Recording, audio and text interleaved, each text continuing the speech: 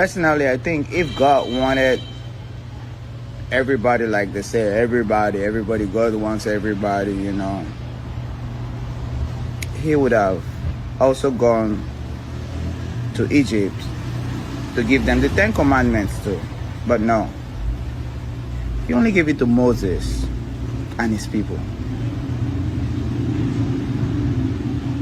So when you go out in foreign countries and you see these people acting crazy, doing all sorts of craziness, living the boyfriend, girlfriend life till they die, saying they don't want to have kids, saying they are this, they are gay, they are that, they are whatever, they are anything.